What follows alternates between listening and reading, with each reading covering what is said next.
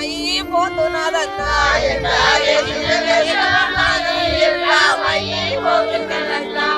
ఇక్కడ ఈ survey number 180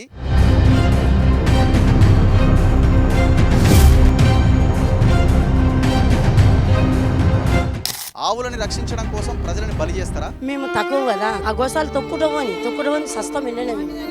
మా గోసాలు మా మీద కట్టని మేము సస్తం వెళ్ళలేము. మరి గవర్నమెంట్ 1955 నుంచి ఈనాటి దాకా ఎందుకు మరి రైతులకి వదిలేసింది? ఆనాడే మీరు తీసుకోవాల్సి ఉండేది. గవర్నమెంట్ భూమి ఇందులోకి రావద్దని రైతుల నుంచి ట్యాక్స్ శిస్తు కట్టించుకుంటారు, రైతులకి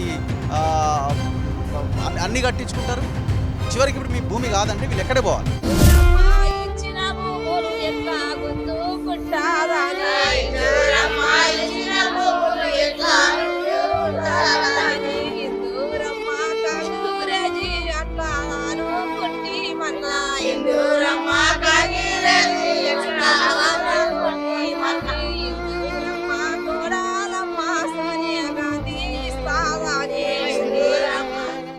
స్క్రీన్ మీద చూస్తున్నారు మీరు 98 వరకు వీళ్ళు 1950-55 నుంచి 98 వరకు వీళ్ళు ట్యాక్సులు కట్టినారు, శిస్తులు కట్టినారు.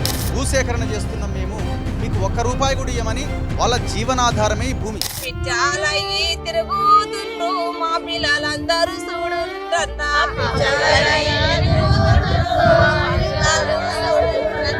ఏమంటారన్నా మొగలు వచ్చినాడల్లంతా చాలా మంది ఉన్నారన్నా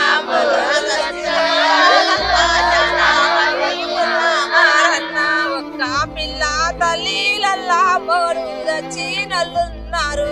ఒక్క పిల్ల ఇప్పుడు ఎట్లా పోయిన కేసీఆర్ గవర్నమెంట్లో జరిగింది ఇదే కదా. ఇట్లాంటి కొన్ని వందల వీడియోలు చేసినాం మేము. మరి మీరు కూడా ఇట్లనే స్టార్ట్ చేస్తే ఎట్లా? కోకాపేటలో ఇప్పుడు వినిపిస్తున్నది ఏంటంటే కోకాపేటలో పెద్ద గోశాల ఉన్నది. ఆ కోకాపేట గోశాల ఇక్కడికి తరలిస్తే ఆ ప్లేస్ దాదాపు 60 నుంచి 70 ఎకరాలు అంటున్నారు. 60 ఇంటూ 150 కోట్లు వేసుకోండి, దాదాపు 10,000 కోట్ల బిజినెస్ అయిపోతుంది.